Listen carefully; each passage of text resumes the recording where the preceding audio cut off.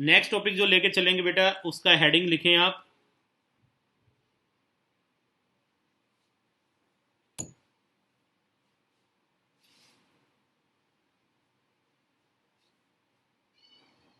Electron affinity, electron affinity, या इसको दूसरा नाम जो देते हैं वो हम कहते हैं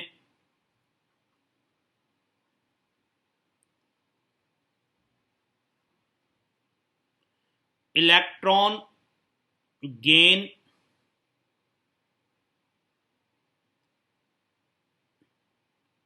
एंथैल्पी।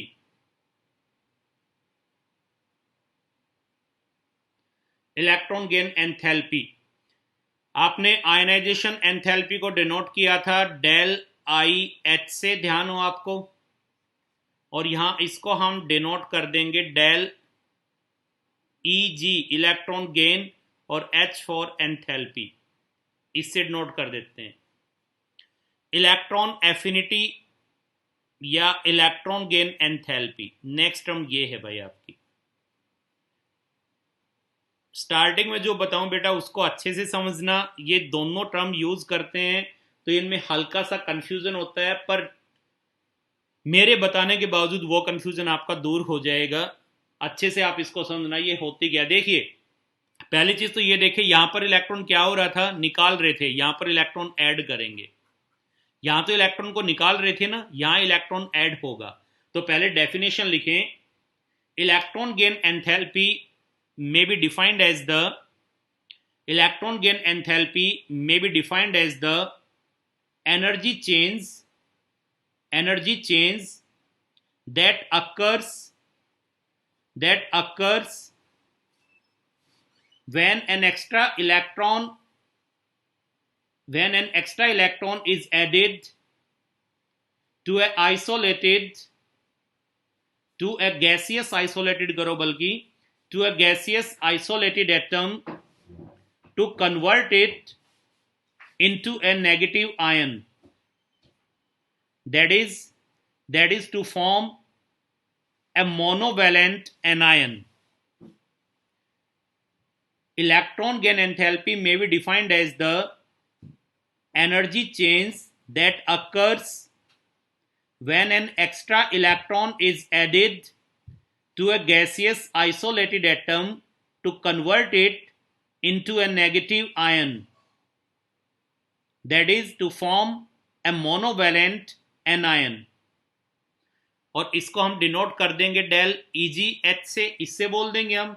और इलेक्ट्रॉन एफिनिटी है तो इसको हम लिख देते हैं ई ए, इलेक्ट्रॉन एफिनिटी, ये लिख देते हैं हम। तो यही चीज हम यहां पर कह रहे हैं कि ये आपके पास एक आइसोलेटेड गैसियस एटम है और इसके अंदर एक एक्स्ट्रा इलेक्ट्रॉन ऐड कर रहे हैं ताकि ये किसमें कन्वर्ट हो जाए, ताकि ये कन्वर्ट हो जाए आइसोलेटेड गैसियस एनायन में। इस दौरान जो एनर्जी में चेंज आएगा, और जहां एंथैल्पी में चेंज आता है उसको मैं डेल एच कह देता हूं। डेल एच क्या होता है, चेंज इन एंथैल्पी। एच हम बोलते हैं बेटा, यहां पर एच जो है ये हम बोलते हैं एंथैल्पी को।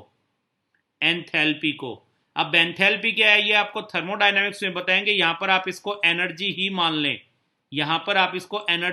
लें, और डेल का मतलब हो गया चेंज। तो यहां जो चेंज इन एंथैल्पी होगा इस प्रोसेस के दौरान, और ये प्रोसेस क्या हो रहा है आप देख रहे हैं, यहां पे हम एक एक्स्ट्रा इलेक्ट्रॉन ऐड कर रहे हैं किसके अंदर, आइसोलेटेड गैसियस एटम में, ताकि ये किसमें कन्वर्ट हो जाए, ताकि इसको हम कन्वर्ट कर दें आइसोलेटेड गैसियस एनायन में, मोनोवैलेंट एनायन में। तो इस दौरान जो चेंज होगा एनर्जी में, एंथैल्पी में चेंज होगा, उसी को हम क्या बोल देंगे, इलेक्ट्रॉन गेन एंथैल्पी बोल देंगे। आपकी बुक में लिखा हुआ है बेटा, जहां मैंने वर्ड यूज किया है ना एनर्जी चेंज, आपकी बुक में लिखा हुआ है एनर्जी रिलीज्ड, आपकी बुक में लिखा हुआ है एनर्जी रिलीज्ड, कि जो एनर्जी रिलीज्ड होगी। मैं यहां एनर्जी रिलीज्ड वाला वर्ड यूज नहीं कर रहा हूं। रीजन है उसका, रीजन ये है बेटा कि कई केस ऐसे हैं जिनमें एनर्जी रिक्वायर्ड भी होती है, तो इसलिए मैंने यूज किया है, एनर्जी रिक्वायर्ड भी होती है, तो इसलिए मैंने यूज किया है अप्रोप्रिएट वर्ड इसमें एनर्जी चेंज। चेंज का मतलब कि एनर्जी उसकी घट भी सकती है, अगर रिलीज होगी तो घट जाएगी, और अगर ले लेगा तो बढ़ जाएगी। चेंज तो होगा एनर्जी में, तो मैंने चेंज लिख दिया। आयनाइज्ड एनर्जी में आप क्या लिखते हो, एनर्जी रिक्वायर्ड ना, तो यहां आपकी बुक में आपको मिलेगा एनर्जी रिलीज्ड। तो रिलीज वर्ड में इसलिए यूज नहीं कर रहा है यहां पर कि ऐसे भी केसेस है जहां रिक्वायर्ड होती है एनर्जी जब इलेक्ट्रॉन ऐड करते हैं, तो इसलिए यहां बेटर रहेगा कि रिलीज की बजाय वर्ड यूज करूं मैं एनर्जी चेंज, इसलिए मैं इसमें एनर्जी चेंज वर्ड यूज करता हूं। तो एनर्जी जो यहां चेंज होगी ये क्या है, चेंज इन एंथैल्पी यानी चेंज इन एनर्जी। ये चेंज इन एनर्जी क्या होगा, electron gain energy, electron gain enthalpy, electron gain energy you can say, वो होगी कब, जब हम एक एक्स्ट्रा इलेक्ट्रॉन एक आइसोलेटेड गैसियस एटम में ऐड करेंगे ताकि ये आइसोलेटेड गैसियस एनायन में चला जाए, तो इसको कहते हैं electron gain enthalpy. Electron affinity word का मतलब है tendency to accept electron, that is capacity to gain electron. और यहां पर दोनों में डिफरेंस क्या है, हल्का सा इलेक्ट्रॉन एफिनिटी और इलेक्ट्रॉन गेन एंथैल्पी में, वो बताएं। तो यहां देखिए, अगर कोई आपके पास रिएक्टेंट है ए, ये कन्वर्ट हो गया बी में, और इस दौरान मान लो कि एनर्जी ई रिलीज हुई है, एनर्जी रिलीज हो गई है इस दौरान, प्रोसेस एक्सोथर्मिक है, और ये कोई रिएक्टेंट है एक्स, ये एनर्जी लेकर के वाई में कन्वर्ट हो गया, तो यहां रिएक्शन कैसी है, एंडोथर्मिक। अब जो एक्सोथर्मिक रिएक्शन होती है यहां एनर्जी रिलीज होगी, सपोज ये एनर्जी जो रिलीज हुई है यहां पर, ये energy suppose 100 kilo joule per मोल रिलीज हो गई सपोज। तो थर्मोडायनामिक्स की फॉर्म में हम इसको दिखाते हैं, जो एनर्जी यहां रिलीज होगी उसको डेल एच से दिखाते हैं। तो यहां पे हम कहेंगे डेल एच जो है वो क्या है, वो है -100 किलो जूल पर मोल। और यहां पे मैं कहूं कि इस दौरान जो ये एनर्जी, ये सपोज 100 किलो जूल जो है पर मोल एब्जॉर्ब हुई है, तो यहां मैं कहूंगा कि डेल एच जो है वो है +100 किलो जूल पर मोल। यानी कहने की बात क्या है, सिंपल सी, कि अगर एक्सोथर्मिक रिएक्शन है तो डेल एच की वैल्यू जो होती है वो होती है नेगेटिव, और अगर एंडोथर्मिक रिएक्शन है तो डेल एच की वैल्यू होती है पॉजिटिव। नेगेटिव साइन इंडिकेट कर रहा है कि एनर्जी रिलीज हो रही है, और पॉजिटिव साइन इंडिकेट करता है कि एनर्जी एब्जॉर्ब हो रही है। ये थर्मोडायनामिक्स से टर्म आई हैं, एंथैल्पी। जब भी किसी रिएक्शन में एनर्जी रिलीज होगी तो डेल एच क्या लेंगे, नेगेटिव, और अगर एनर्जी एब्जॉर्ब होगी तो डेल एच क्या लेंगे, पॉजिटिव। ये चीज क्लियर हुई है, एक बार ये बताएं।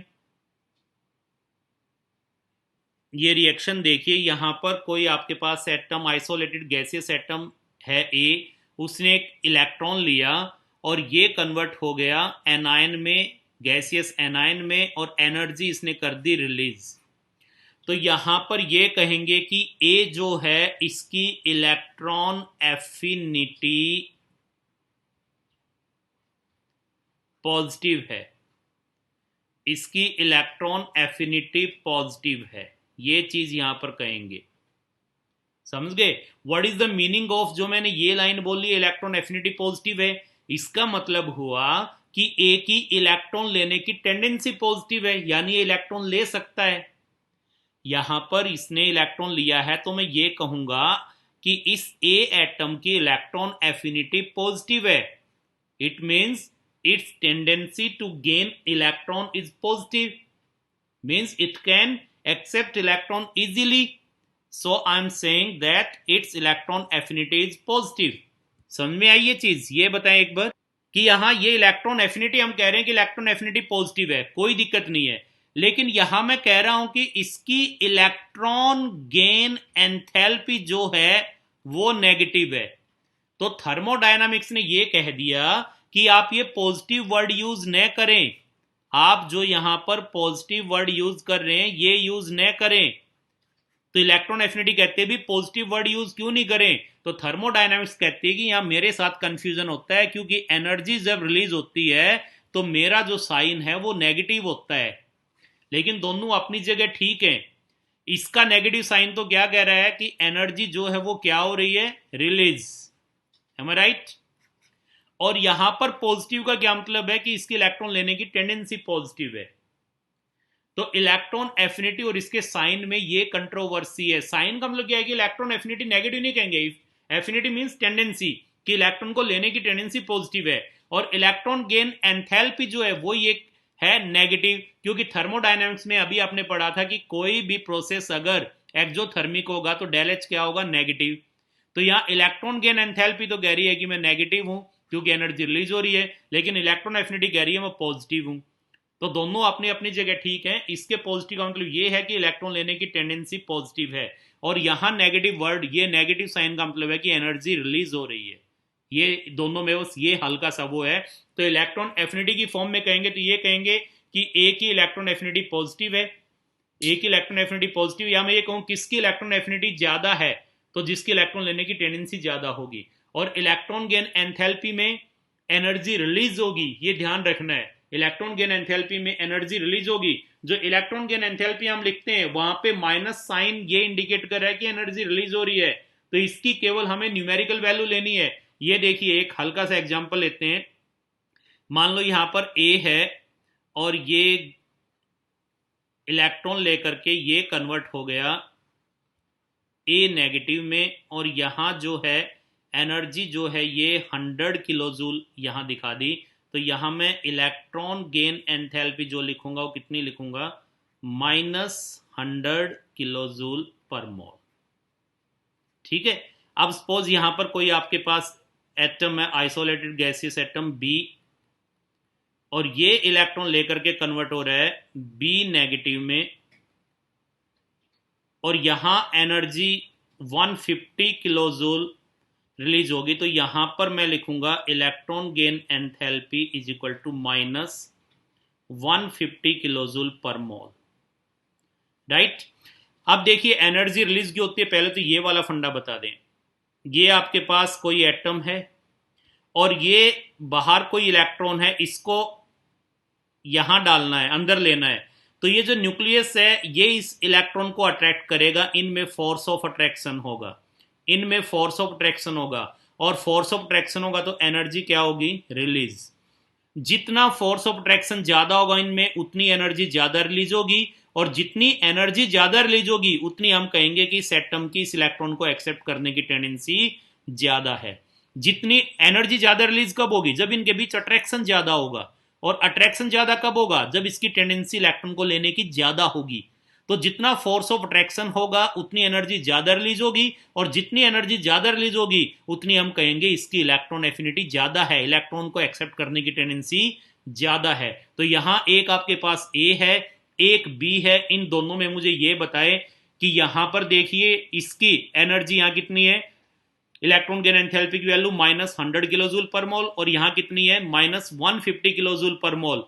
तो अब इन दोनों में ये बताएं किसमें एनर्जी ज्यादा रिलीज हुई है, ए और बी में से किसमें एनर्जी ज्यादा रिलीज हुई है, फटाफट लिखें एक बार। हाँ, इस केस में कितनी एनर्जी रिलीज हुई है, 100 किलो जूल। यहां कितनी हुई है, 150 किलो जूल। और अभी मैंने बताया एनर्जी ज्यादा रिलीज कब होगी, जब फोर्स ऑफ अट्रैक्शन ज्यादा होगा इनकमिंग इलेक्ट्रॉन और एटम के न्यूक्लियस के बीच। और अगर फोर्स ऑफ अट्रैक्शन इनमें ज्यादा होगा तो इसकी इलेक्ट्रॉन लेने की टेंडेंसी ज्यादा होगी। तो इसलिए मैं ये कहूंगा कि इन ए और बी में से बी की इलेक्ट्रॉन एक्सेप्ट करने की टेंडेंसी ज्यादा है, यानी बी की इलेक्ट्रॉन एफिनिटी ज्यादा है। और मैं ये भी कह सकता हूं, अब इस टाइप से क्वेश्चन आ जाए कि इन दोनों में इलेक्ट्रॉन गेन एंथैल्पी किसकी ज्यादा नेगेटिव है, इलेक्ट्रॉन गेन एंथैल्पी किसकी ज्यादा नेगेटिव है। अब ध्यान से सुनिए जो मैं लाइन बोल रहा हूं, जिसकी इलेक्ट्रॉन गेन एंथैल्पी ज्यादा नेगेटिव होगी उसकी इलेक्ट्रॉन एक्सेप्ट करने की टेंडेंसी ज्यादा पॉजिटिव होगी, यानी ज्यादा होगी। जिसकी इलेक्ट्रॉन गेन एंथैल्पी ज्यादा नेगेटिव होगी उसकी इलेक्ट्रॉन एक्सेप्ट करने की टेंडेंसी ज्यादा होगी। इलेक्ट्रॉन गेन एंथैल्पी ज्यादा नेगेटिव होने का क्या मतलब है कि ज्यादा एनर्जी रिलीज होगी। नेगेटिव साइन तो भाई इसके साथ है, इसलिए नेगेटिव तो हम बोल लेंगे ही कि इलेक्ट्रॉन गेन एंथैल्पी जिसकी ज्यादा नेगेटिव होगी, इसकी ज्यादा नेगेटिव है, इसकी 150 नेगेटिव है, इसकी 100 नेगेटिव है। तो जिसकी इलेक्ट्रॉन गेन एंथैल्पी ज्यादा नेगेटिव होगी तो इसका मतलब वहां एनर्जी ज्यादा रिलीज हुई है, और एनर्जी ज्यादा रिलीज हुई है तो इसका मतलब वहां पे इनकमिंग इलेक्ट्रॉन और एटम के न्यूक्लियस के बीच अट्रैक्शन ज्यादा है, तो यानी उसकी इलेक्ट्रॉन को एक्सेप्ट करने की टेंडेंसी ज्यादा है। तो इलेक्ट्रॉन गेन एंथैल्पी जितनी ज्यादा नेगेटिव होगी, इसका मतलब इलेक्ट्रॉन को एक्सेप्ट करने की टेंडेंसी उतनी ही ज्यादा होगी, ये ध्यान रखें। आज टॉपिक है आपका फैक्टर्स अफेक्टिंग इलेक्ट्रॉन एफिनिटी और you can see electron gain enthalpy. Factors पढ़ेंगे जिसके ऊपर इलेक्ट्रॉन गेन एंथैल्पी डिपेंड करती है, वो लेकर के चलेंगे।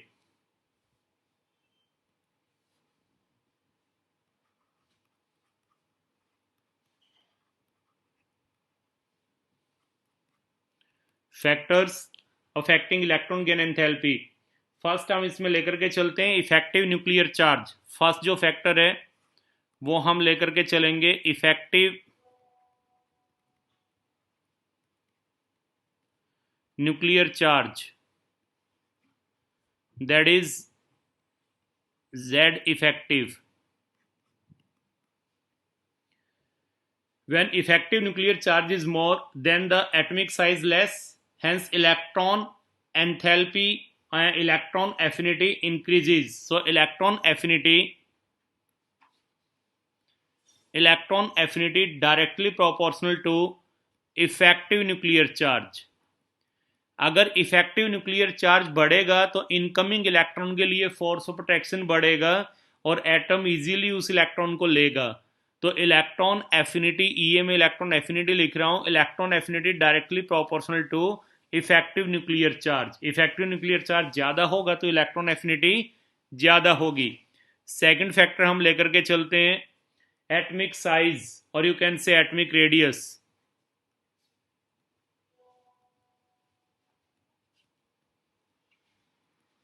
एटमिक साइज और एटमिक रेडियस, ये देखिए अगर हम ये कहें एक आपके पास ये वाला एटम है और एक अगर हम कहें कि आपके पास ये वाला एटम है, एक्स्ट्रा इलेक्ट्रॉन ऐड करना है तो किसमें जल्दी एक्स्ट्रा इलेक्ट्रॉन ऐड होगा?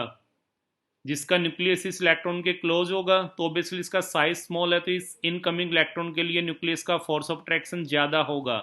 तो हम ये कह सकते हैं कि electron affinity inversely proportional to atomic size है। तो electron affinity inversely proportional to atomic size.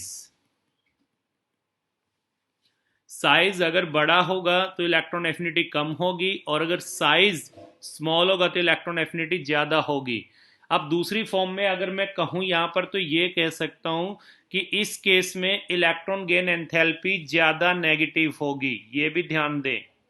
इस केस में इलेक्ट्रॉन गेन एंथैल्पी ज्यादा नेगेटिव होगी, इस चीज को समझें। इस केस में इलेक्ट्रॉन गेन एंथैल्पी, इस केस में इलेक्ट्रॉन गेन एंथैल्पी कम नेगेटिव होगी, इस केस में कम नेगेटिव होगी।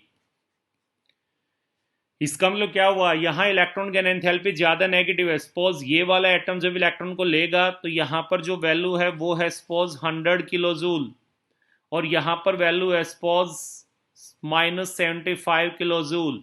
यही मैं कहूं किसकी वैल्यू है, ये इलेक्ट्रॉन गेन एंथैल्पी की। और यहां मैं कहूं ये वैल्यू किसकी है, इस केस में इलेक्ट्रॉन गेन एंथैल्पी की। तो किस केस में इलेक्ट्रॉन गेन एंथैल्पी ज्यादा नेगेटिव है, इस केस में। अब एक चीज का ध्यान देना, यहाँ नेगेटिव साइन मैंने बताया था आपको कि नेगेटिव साइन क्या इंडिकेट कर रहा है, एनर्जी रिलीज हो रही है। और जिस केस में एनर्जी ज्यादा रिलीज होगी, यहाँ नेगेटिव साइन बता रहा है एनर्जी रिलीज हो रही है, तो यहाँ कितनी रिलीज हुई है 100 किलो जूल, यहाँ कितनी हुई है 75 किलो जूल। तो एनर्जी जितनी ज्यादा रिलीज होगी उतना ही इनकमिंग इलेक्ट्रॉन और न्यूक्लियस के बीच अट्रैक्शन ज्यादा होगा और ये इलेक्ट्रॉन उतनी आसानी से यानी उतनी जल्दी एक्सेप्ट कर लिया जाएगा। तो इलेक्ट्रॉन गेन एंथैल्पी ज्यादा नेगेटिव होगी तो इसका मतलब इलेक्ट्रॉन एफिनिटी ज्यादा होगी। तो इस केस में इलेक्ट्रॉन गेन एंथैल्पी ज्यादा नेगेटिव है यानी इलेक्ट्रॉन एफिनिटी ज्यादा है, क्योंकि इसका साइज स्मॉल है। साइज स्मॉल तो इलेक्ट्रॉन एफिनिटी ज्यादा। इलेक्ट्रॉन एफिनिटी ज्यादा होने का मतलब इस केस में एनर्जी ज्यादा रिलीज होगी और ज्यादा एनर्जी रिलीज होगी तो इलेक्ट्रॉन गेन एंथैल्पी ज्यादा नेगेटिव होगी। इलेक्ट्रॉन गेन एंथैल्पी ज्यादा नेगेटिव का यहां पर यही मतलब है कि एनर्जी ज्यादा रिलीज होगी। क्लियर? नेक्स्ट फैक्टर इसमें लेके चलते हैं, थर्ड वन। थर्ड फैक्टर लेते हैं shielding effect.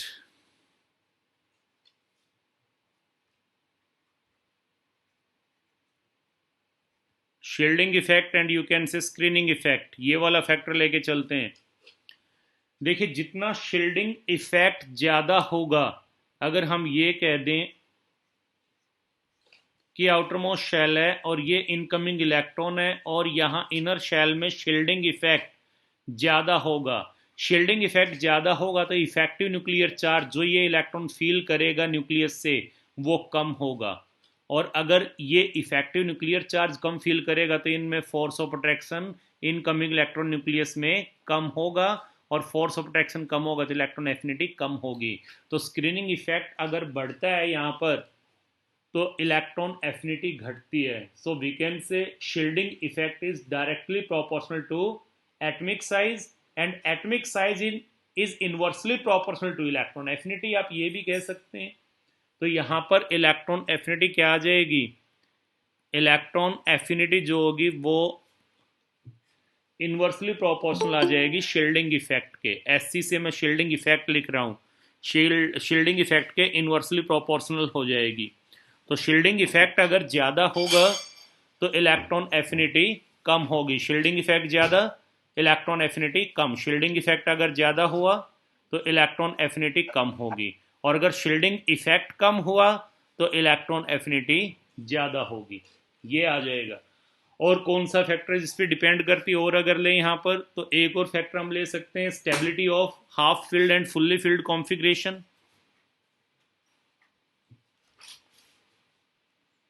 Stability of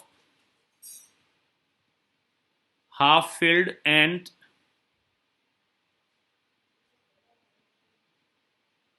fully filled electronic configuration.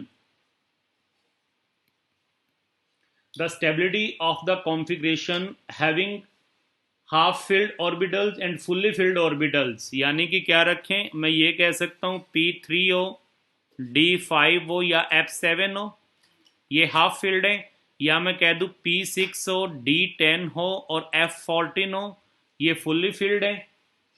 ये जो कॉन्फ़िगरेशन होती हैं ये ज़्यादा स्टेबल होती हैं, और इन केस में इलेक्ट्रॉन ऐड करने के लिए एनर्जी रिक्वायर्ड हो जाती है बहुत सारे केसेस में। तो यानी इनकी इलेक्ट्रॉन एफिनिटी कम होती है, क्योंकि स्टेबल कॉन्फ़िगरेशन है तो अपने इलेक्ट्रॉनिक कॉन्फ़िगरेशन को डिस्टर्ब नहीं करेंगे।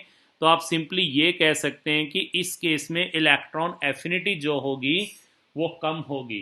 तो अगर हाफ फील्ड और फुल्ली फील्ड इलेक्ट्रॉनिक कॉन्फ़िगरेशन है तो इलेक्ट्रॉन एफिनिटी कम होगी। तो यहाँ पे हम कह दें कि हाफ फील्ड और फुल्ली फील्ड कॉन्फ़िगरेशन अगर आपके पास है तो स्टेबिलिटी ज़्यादा होगी, और स्टेबिलिटी अगर ज़्यादा है तो इसका मतलब इलेक्ट्रॉन एक्सेप्ट करने की टेंडेंसी कम है। तो ये वाले फैक्टर है जिनके ऊपर डिपेंड करेगा। और सिंपली लास्ट में the elements having stable configuration that is half field and fully field configuration have very little or no tendency to accept additional electron. So we can say electron affinities are low or zero in this case. ये जो case होंगे इनके अंदर electron affinity या तो बहुत लो होगी या जीरो होगी। तो सिंपली हमने क्या बताया, एक बार फिर बता दें, न्यूक्लियर चार्ज का greater the nuclear charge stronger is the attraction for the added electron towards nucleus, thus electron affinity increases as nuclear charge increases. अगर न्यूक्लियर चार्ज को हम लेकर के चलते हैं तो इसमें हमने क्या बताया आपको कि जितना न्यूक्लियर चार्ज ज़्यादा होगा उतना ही इनकमिंग इलेक्ट्रॉन और न्यूक्लियस के बीच फोर्स ऑफ अट्रैक्शन ज़्यादा होगा और उतनी ही इलेक्ट्रॉन एफिनिटी ज़्यादा होगी। तो as the nuclear charge increases electron affinity increases. And if you talk about the size, smaller the size of the atom, atom का साइज अगर स्मॉल होगा यहाँ पर, stronger is the attraction for the added electron towards nucleus. The smaller the size of atom, greater is the electron affinity. And if you talk about the shielding effect, as shielding effect increases, electron affinity decreases, because shielding effect shield the effective nuclear charge which falls on the added electron. So the force of attraction between the added electron and the nucleus decreases as the shielding effect increases. So we can say electron affinity decreases with increase in shielding effect. And fourth is the stability of half filled and completely filled electronic configuration. The elements having stable half filled and fully filled configurations have very little or no tendency to accept additional electron, or we can say electron affinities in these cases are very low or zero. So these are the factors on which electron gain enthalpy or you can say electron affinity depends. अब देखिए हमने आपको एक चीज बताई थी कि process जो होगा अगर रिलीज होती है एनर्जी अगर रिलीज होगी तो हम कहेंगे कि इलेक्ट्रॉन गेन एंथैल्पी नेगेटिव और प्रोसेस को हम क्या कहेंगे कैसे है एक्सोथर्मिक। एक्सोथर्मिक तो इलेक्ट्रॉन गेन एंथैल्पी क्या होगी नेगेटिव। और अगर एनर्जी रिक्वायर्ड होती है ऐसे भी केस है जिसमें एनर्जी रिक्वायर्ड हो जाती है तो वहां पर हम कहेंगे कि जो इलेक्ट्रॉन गेन एंथैल्पी होगी वो क्या होगी पॉजिटिव और प्रोसेस क्या हो जाएगा एंडोथर्मिक। ये चीज भी पर्टिकुलर ध्यान रखना, ये भी ध्यान रखना। और इलेक्ट्रॉन गेन एंथैल्पी जितनी ज़्यादा नेगेटिव होगी उतनी इलेक्ट्रॉन को एक्सेप्ट करने की टेंडेंसी ज़्यादा होगी, या मैं ये कह सकता हूँ इलेक्ट्रॉन एफिनिटी उतनी ही ज़्यादा होगी। ये पर्टिकुलर चीज़ है, इसको ध्यान रखना।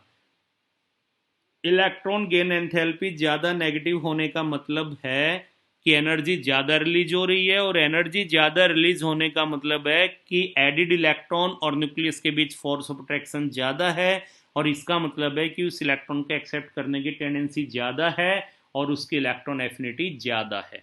तो जितनी इलेक्ट्रॉन गेन एंथैल्पी ज़्यादा नेगेटिव होगी उतनी ही इलेक्ट्रॉन को एक्सेप्ट करने की टेंडेंसी ज़्यादा होगी।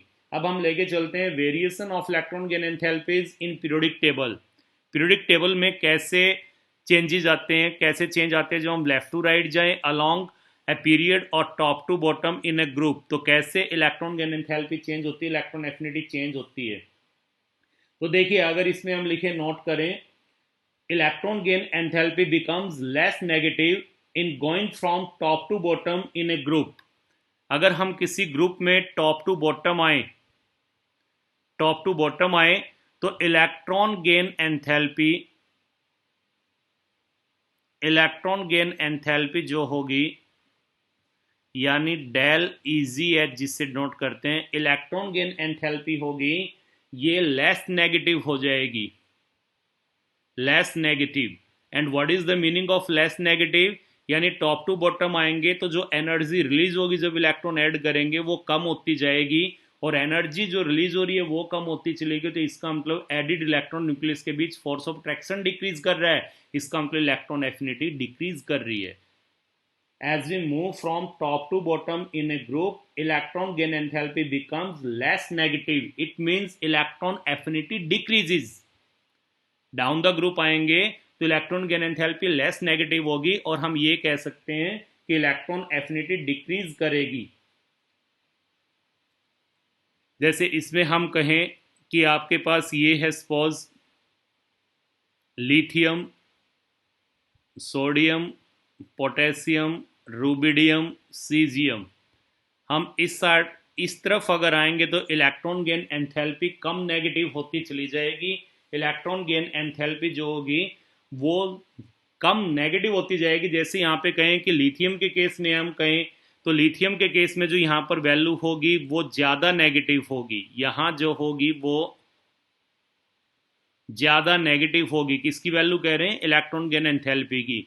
और यहाँ पर जो होगी वो सबसे कम नेगेटिव होगी, यहाँ कम नेगेटिव होगी। तो कम नेगेटिव होने का मतलब क्या हुआ कि इस केस में इलेक्ट्रॉन एक्सेप्ट करने की टेंडेंसी कम है, और कंपेरेटिवली इस केस में इलेक्ट्रॉन एक्सेप्ट करने की टेंडेंसी ज़्यादा, यानी इसकी इलेक्ट्रॉन एफिनिटी सीजियम से ज़्यादा है, या मैं कहूँ सीजियम की इलेक्ट्रॉन एफिनिटी सबसे कम है। तो जब डाउन द ग्रुप हम आएंगे किसी ग्रुप के अंदर टॉप टू बॉटम, तो इलेक्ट्रॉन गेन एंथैल्पी जो होगी उसकी वैल्यू लेस नेगेटिव होती जाएगी, और अगर इलेक्ट्रॉन एफिनिटी की फॉर्म में कहूँ तो इलेक्ट्रॉन एफिनिटी डिक्रीज होती चली जाएगी जब हम टॉप टू बॉटम आएंगे। And electron gain enthalpy becomes more negative in going from left to right in a period. और अगर लेफ्ट टू राइट जाएंगे तो इलेक्ट्रॉन गेन एंथैल्पी क्या होती चली जाएगी, इलेक्ट्रॉन गेन एंथैल्पी जो होगी वो मोर नेगेटिव होती चली जाएगी। Top to bottom less negative, less negative का मतलब एनर्जी कम रिलीज होती चली जाएगी, यानी इलेक्ट्रॉन एफिनिटी घटती चली जाएगी। और लेफ्ट टू राइट जाएंगे अलोंग ए पीरियड तो इलेक्ट्रॉन गेन एंथैल्पी ज़्यादा नेगेटिव होती जाएगी। ज़्यादा नेगेटिव होने का मतलब कि इलेक्ट्रॉन को एक्सेप्ट करने की टेंडेंसी बढ़ती जाएगी, यानी electron affinity left to right जाने से इंक्रीज करेगी, और electron affinity top to bottom आने से डिक्रीज करेगी। ये टॉप टू बॉटम, ये डिक्रीज, ये लेफ्ट टू राइट, ये इंक्रीज। तो ये पर्टिकुलर ध्यान देखिए, इलेक्ट्रॉन गेन एंथैल्पी में अगर ये कह रहा हूँ कि डाउन द ग्रुप, एक ग्रुप के अंदर जब हम टॉप टू बॉटम आते हैं तो electron gain enthalpy less negative हो जाएगी, तो इसका मतलब सीधा सा ये हुआ कि इलेक्ट्रॉन एफिनिटी डिक्रीज करेगी। और अगर मैं ये कह रहा हूँ कि जब हम लेफ्ट टू राइट एक पीरियड में जाएंगे तो इलेक्ट्रॉन गेन एंथैल्पी ज़्यादा नेगेटिव हो जाएगी। ज़्यादा नेगेटिव होने का मतलब है कि एनर्जी ज़्यादा रिलीज होगी, और एनर्जी कब रिलीज होगी? जब एडिड इलेक्ट्रॉन और न्यूक्लियस के बीच अट्रैक्शन ज़्यादा होगा, तो यानी इलेक्ट्रॉन एफिनिटी इंक्रीज हो जाएगी। तो इन दोनों में ध्यान देना, अगर मैं इलेक्ट्रॉन गेन एंथैल्पी की फॉर्म में बोल रहा हूँ तो क्या बोल रहा हूँ, और इलेक्ट्रॉन एफिनिटी की फॉर्म में बोल रहा हूँ तो क्या बोल रहा हूँ। ये जनरल ट्रेंड आपको बताया है, लेकिन यहाँ पर आपको एक्सेप्शन मिल सकते हैं। Electron gain enthalpy doesn't show a regular trend along a period और ए ग्रुप। तो ये हमने एक जनरल ट्रेंड बताया, लेकिन वो रेगुलर ट्रेंड फॉलो नहीं करते हैं, उनमें चेंजेस हो जाते हैं। जब आप डाउन द ग्रुप आते हैं तो ये चीज देखें यहां पर,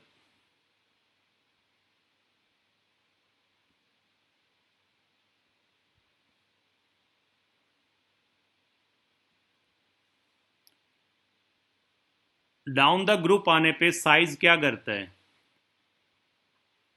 डाउन द ग्रुप आने पे साइज इंक्रीज करता है जब आप डाउन द ग्रुप आएंगे टॉप टू बॉटम, ठीक है।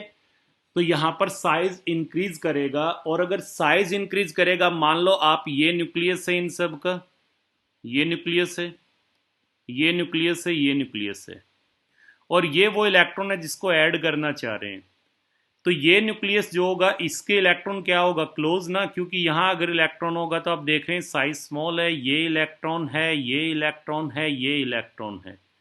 तो जिसका न्यूक्लियस दूर होगा उसके न्यूक्लियस और एडिड इलेक्ट्रॉन के बीच फोर्स अट्रैक्शन कम होगा। तो ये इलेक्ट्रॉन यहां बताए, इस इलेक्ट्रॉन पे न्यूक्लियस का फोर्स अट्रैक्शन ज्यादा है या इस इलेक्ट्रॉन पे इस न्यूक्लियस का फोर्स अट्रैक्शन ज्यादा है? तो ऑब्वियसली इसका फोर्स अट्रैक्शन ज्यादा है, और फोर्स अट्रैक्शन ज्यादा होगा तो इसका मतलब इस एटम की इस इलेक्ट्रॉन को गेन करने की टेंडेंसी ज्यादा होगी, अट्रैक्शन ज्यादा होगा, तो यहां जो एनर्जी रिलीज होगी वो एनर्जी ज्यादा रिलीज होगी। अब जैसे मैं ये कह दूं थोड़ी देर के लिए कि इलेक्ट्रॉन गेन एंथैल्पी, इस केस में अगर मैं कहूं, सपोज इस केस में मैंने बोल दिया 100 है किलोजूल, और नीचे वाले केस में इलेक्ट्रॉन गेन एंथैल्पी जो है ये है सपोज -60 किलोजूल। तो यहाँ नेगेटिव साइन तो मैंने बता दिया, मैथ्स वाला नहीं है, ये इंडिकेट कर रहा है कि एनर्जी रिलीज हो रही है, ये माइनस साइन इंडिकेट कर रहा है एनर्जी रिलीज हो रही है। यहाँ कितनी एनर्जी रिलीज हुई है? 100। यहाँ कितनी हुई है? 60। तो मैं यही कहूंगा ना कि डाउन द ग्रुप आएंगे तो इलेक्ट्रॉन गेन एंथैल्पी कम नेगेटिव होती चली गई। यहाँ नेगेटिव 100 है और यहाँ नेगेटिव 60 है, तो डाउन द ग्रुप आएंगे तो electron gain enthalpy less negative होती चली गई। लेस नेगेटिव होने का मतलब कि एनर्जी जो रिलीज होगी वो डिक्रीज होती चली जाएगी। मान लो यहाँ पे आपके पास 100 है, यहाँ पे आपके पास सपोज 80 हो गई, यहाँ पे सपोज 75 हो गई, ये वैल्यू आ गई इन चार के लिए। सपोज जब डाउन द ग्रुप हम आए, यहाँ एनर्जी रिलीज हो रही है 100 किलोजूल, सेकंड एटम में हो रही है 80 किलोजूल, यहाँ रिलीज हो रही है 75 और यहाँ रिलीज हो रही है 60। अब ये नेगेटिव साइन इंडिकेट कर रहा है एनर्जी रिलीज हो रही है, तो इलेक्ट्रॉन गेन एंथैल्पी की वैल्यू डाउन द ग्रुप क्या हो गई? इसको मैं कहूंगा कि down the group less negative हो गई। और लेस नेगेटिव का मतलब कि एनर्जी कम डिक्रीज होती है, एनर्जी रिलीज हो रही है वो डिक्रीज होती जा रही है। इसका मतलब एडिड इलेक्ट्रॉन और न्यूक्लियस के बीच अट्रैक्शन घटता जा रहा है, यानी इलेक्ट्रॉन एफिनिटी डिक्रीज होती जा रही है। तो electron gain enthalpy in general becomes less negative in going down from top to bottom in a group, and this is due to increase in size on moving down a group. And keep it in mind, this factor, that is size factor, this factor is predominant in comparison to other factor like increase in nuclear charge. आप ये भी कहेंगे जी down the group आते हैं तो nuclear charge भी बढ़ता है, और न्यूक्लियर चार्ज बढ़ेगा तो इलेक्ट्रॉन एफिनिटी बढ़नी चाहिए, पर यहाँ तो इलेक्ट्रॉन एफिनिटी घट रही है। तो न्यूक्लियर चार्ज के साथ साथ वो साइज पे भी डिपेंड करती है, और साइज वाला फैक्टर यहाँ पर डोमिनेंट है। As we move down the group, then electron gain enthalpy becomes less and less negative as you move down the group, size increases, and this factor is predominant in comparison to other factor, that is like increase in nuclear charge. तो this is the variation when we move from top to bottom in a group. इसमें एक बहुत important question हम करेंगे। अब जैसे यहां पर मैं लिखता हूं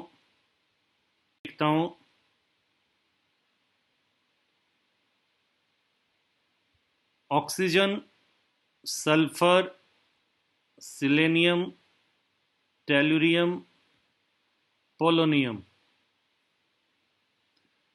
और यहां पर अगर मैं लिखता हूं जैसे fluorine, chlorine, bromine, iodine, astatine. Important question है बेटा, ध्यान दे इस पे।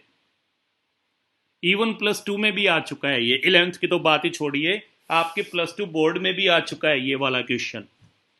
अब देखिए हम टॉप टू बॉटम आएंगे तो जो इलेक्ट्रॉन गेन एंथैल्पी है वो क्या होती जाएगी, लेस नेगेटिव। सही है, लेस नेगेटिव होती जाएगी। तो सबसे ज्यादा नेगेटिव इस केस में किसकी होगी, ऑक्सीजन की, और इस केस में किसकी होगी, फ्लोरीन की। डाउन द ग्रुप आते हैं तो इलेक्ट्रॉन गेन एंथैल्पी सबसे ज्यादा नेगेटिव है, down the group less negative होती जा रही है। तो इस ग्रुप में अगर हम देखते हैं तो सबसे ज्यादा नेगेटिव इसकी होनी चाहिए और सबसे कम नेगेटिव जो है वो इसकी होनी चाहिए। और इस केस में अगर हम कहें तो सबसे ज्यादा नेगेटिव इसकी होनी चाहिए और सबसे कम नेगेटिव इसकी होनी चाहिए। यही चीज हम कह करके चलेंगे। लेकिन यहां पर हमें क्या मिला कि इस केस के अंदर जो इलेक्ट्रॉन गेन एंथैल्पी है वो क्लोरीन की ज्यादा नेगेटिव है फ्लोरीन से। इंपॉर्टेंट क्वेश्चन है बेटा, बहुत इंपॉर्टेंट क्वेश्चन है। Why electron gain enthalpy of chlorine is more negative than fluorine? ये डाल लो आप क्वेश्चन। क्वेश्चन की स्टेटमेंट क्या हो जाएगी, Why electron gain enthalpy of chlorine is more negative than fluorine? लेकिन डाउन द ग्रुप आते हैं तो लेस नेगेटिव होती है, तो ज्यादा किसकी होनी चाहिए, ज्यादा नेगेटिव फ्लोरीन की ना, ये होना चाहिए। देखिए यहां पर जो हम डेटा देखते हैं तकरीबन, तो यहां पर क्या मिलता है, मैं ये कह दूं कि इसकी इलेक्ट्रॉन गेन एंथैल्पी इस केस में जो रिलीज होती है वो तकरीबन होती है -3 to 8 किलो जूल, और इस केस में इलेक्ट्रॉन गेन एंथैल्पी की वैल्यू आती है तकरीबन -349। और जबकि डाउन द ग्रुप में कह रहा हूं क्या होनी चाहिए, लेस नेगेटिव। तो ये जो वैल्यू है ये देखिए हमें कंफ्यूज कर रही है ना, और यही तो अपना क्वेश्चन है। तो क्वेश्चन आपका यही है कि क्लोरीन की इलेक्ट्रॉन गेन एंथैल्पी ज्यादा नेगेटिव क्यों होती है फ्लोरीन से, जबकि डाउन द ग्रुप आते हैं तो इलेक्ट्रॉन गेन एंथैल्पी तो लेस नेगेटिव होती जाती है। इलेक्ट्रॉन गेन एंथैल्पी का तो हमने ये बताया था ना, इस टाइप का ट्रेंड बताया था कि ऐसे होती चली जाएगी, इलेक्ट्रॉन गेन एंथैल्पी तो ऐसे होती चली जाएगी, यानी down the group less negative होती चली जाएगी। अगर down the group less negative होगी तो सबसे ज्यादा नेगेटिव किसकी होनी चाहिए, जो एटम सबसे ऊपर बैठा हुआ है।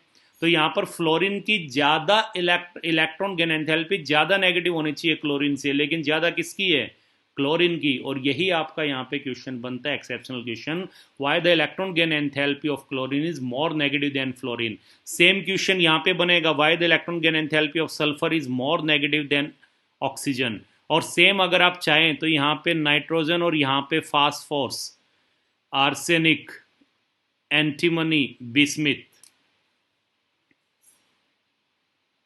इस ग्रुप में अगर हम कहें तो सबसे ऊपर फ्लोरीन बैठी हुई है, तो फ्लोरीन की इलेक्ट्रॉन गेन एंथैल्पी सबसे ज्यादा नेगेटिव होनी चाहिए और down the group less negative होती चली जानी चाहिए। लेकिन हमें मिला क्या, मिला ये कि क्लोरीन की इलेक्ट्रॉन गेन एंथैल्पी ज्यादा नेगेटिव है फ्लोरीन से। जैसे वैल्यू मैं कह रहा हूं कि क्लोरीन की है -349 किलो जूल, जबकि यहां पर फ्लोरीन की है -328 किलो जूल। तो यही तो आपका क्वेश्चन बन रहा है, यहाँ क्वेश्चन तो हम यही कह रहे हैं कि इस केस में इलेक्ट्रॉन गेन एंथैल्पी जो है वो क्लोरीन की ज्यादा नेगेटिव है फ्लोरीन से।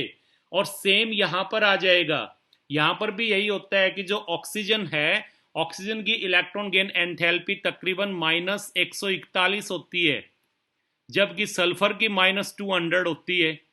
और जबकि हमने कहा था जो सबसे ऊपर एटम बैठा हुआ है ग्रुप में उसकी इलेक्ट्रॉन गेन एंथैल्पी सबसे ज्यादा नेगेटिव होगी, लेकिन इस केस में यहां क्लोरीन की ज्यादा नेगेटिव है फ्लोरीन से और यहां सल्फर की ज्यादा नेगेटिव है ऑक्सीजन से।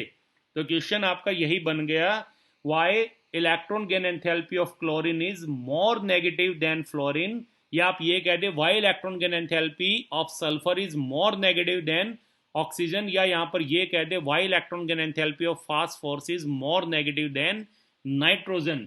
ये क्वेश्चन है। तो ये बताया, एक बार क्वेश्चन आपकी समझ में आ गया तो हम आंसर पे चले।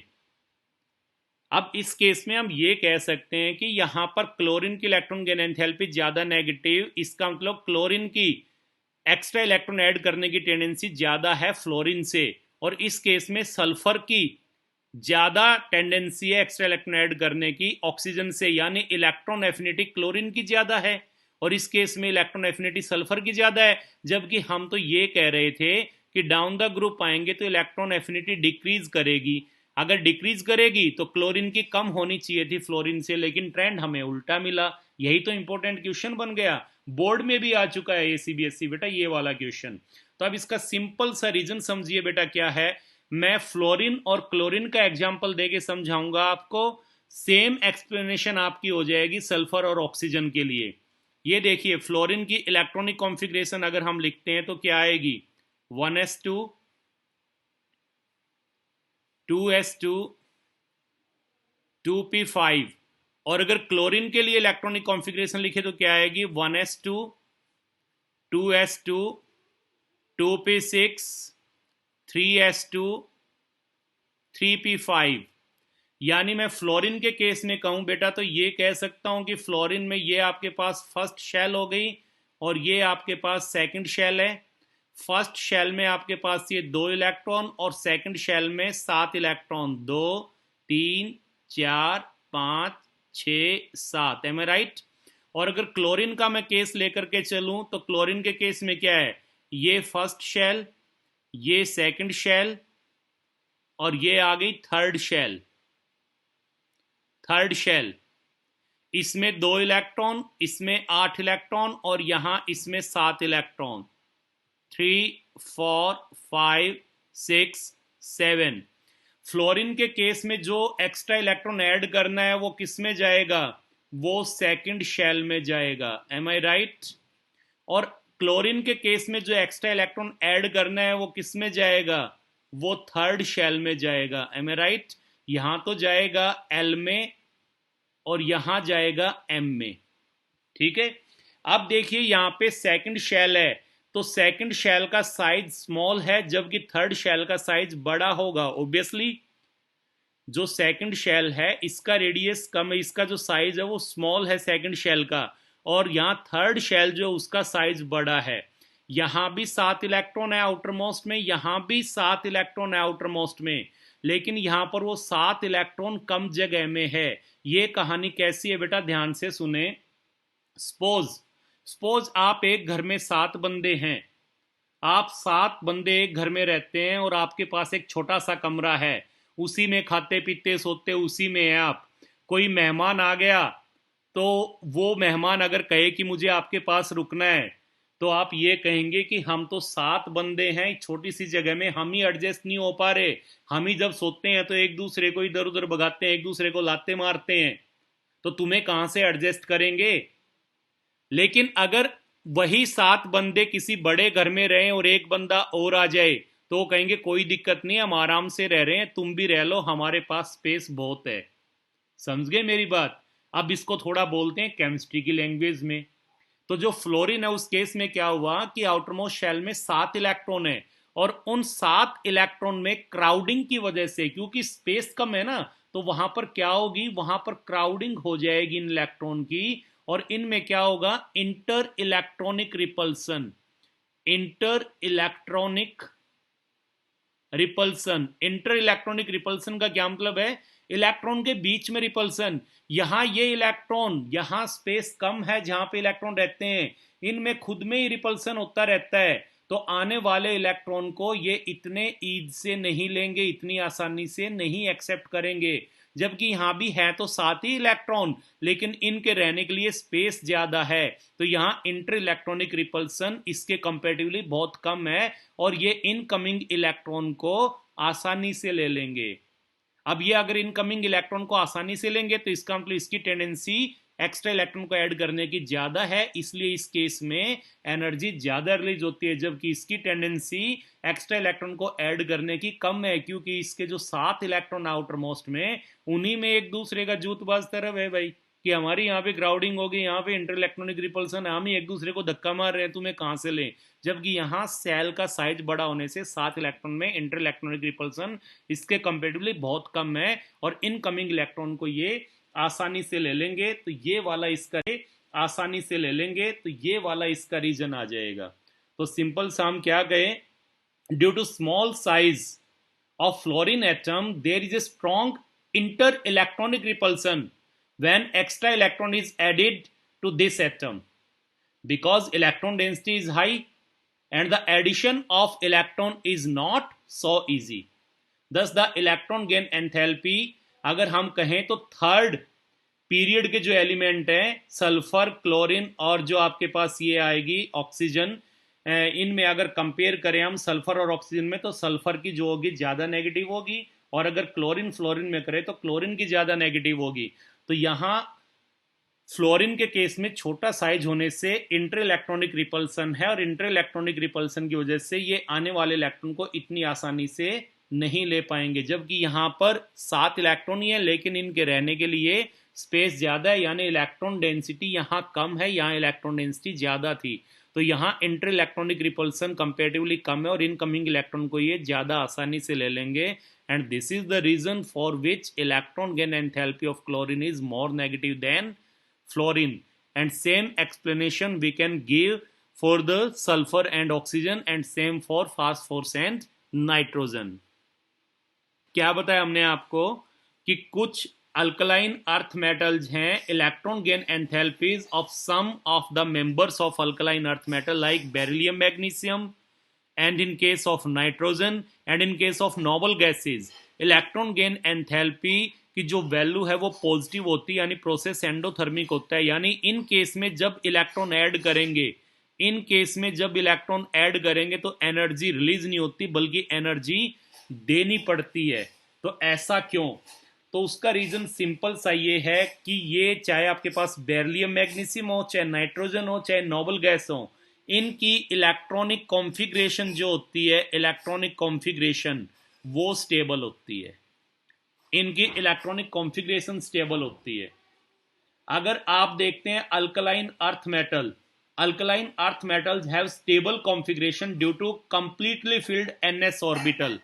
ns ऑर्बिटल क्या होता है? n outermost shell, s उसकी सब शेल, तो आउटर मोस्ट शेल की जो s सब शेल है यानी s ऑर्बिटल है वो कंप्लीटली फिल्ड होता है। जैसे बेरिलियम में आप देखते हैं तो क्या आ जाएगा 1s2 2s2, देखिए कंप्लीटली फिल्ड हो गया।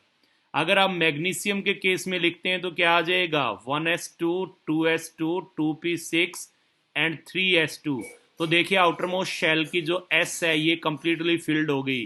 तो इनका तो रीजन ये है कि alkaline earth metals have stable configuration due to completely filled ns orbital, whereas in case of nitrogen has extra stability due to half filled p orbital। Nitrogen में 2p3 होता है, नाइट्रोजन में आउटरमोस्ट शेल में 2p3 होता है यानी p में 3 है, ये हाफ फिल्ड कॉन्फ़िगरेशन रखता है, इसलिए स्टेबल कॉन्फ़िगरेशन, और इसमें इलेक्ट्रॉन ऐड करेंगे तो एनर्जी रिक्वायर्ड होगी, इसलिए प्रोसेस क्या होगा एक्सोथर की बजाय एंडोथर्मिक होगा, यानी कि इलेक्ट्रॉन गेन एंथैल्पी पॉजिटिव होगी। और नोबल गैस के केस में क्या हो जाएगा? नोबल गैस में भी यही है, नोबल गैस में भी यही है। नोबल गैस अगर आप देखते हो हीलियम में आउटर मोस्ट ns2 होता है, बाकी जितने भी होते हैं उन सब में ns2 np6 होता है, ये कॉन्फ़िगरेशन होती है। तो noble gases have ns2 np6 configuration, that is there is no place for incoming electron. In case the extra electron is to be accommodated, it will occupy its position on a new principal cell।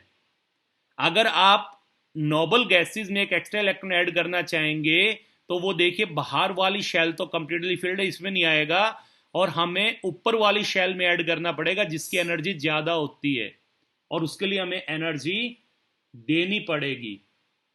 तो इसका मतलब क्या होगा, incoming electron जो होगा वो weekly attracted होगा किसकी तरफ, एटम की तरफ।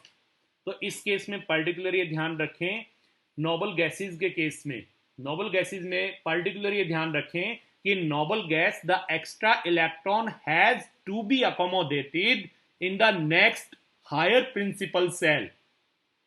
In case of noble gases, the extra electron has to be accommodated in the next higher principal shell, which is somewhat difficult.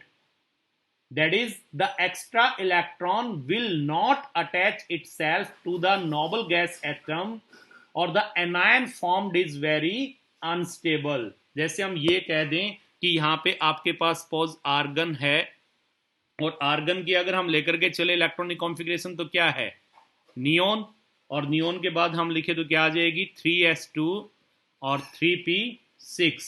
अब इसमें अगर एक एक्स्ट्रा इलेक्ट्रॉन ऐड करें तो यहां पर हमने बनाया आर्गन का एनायन, और यहां अगर इलेक्ट्रॉनिक कॉन्फ़िगरेशन हम देखते हैं तो क्या आ गई, नियोन 3s2 3p6 और 4s1। ये देखिए यहाँ थर्ड शेल थी और जो एक्स्ट्रा इलेक्ट्रॉन था वो हायर एनर्जी शेल में ऐड करना पड़ा है, और इस केस में एनर्जी रिक्वायर्ड होगी, यानी जो इलेक्ट्रॉन गेन एंथैल्पी होगी वो 0 से ज्यादा होगी, यानी पॉजिटिव होगी। तो प्रोसेस इस केस में एंडोथर्मिक होगा, और जो ये एनायन बनेगा ये एनायन अनस्टेबल होगा, क्योंकि एनर्जी लेकर बना है, और एनर्जी जिसकी ज्यादा होती है स्टेबिलिटी कम होती है।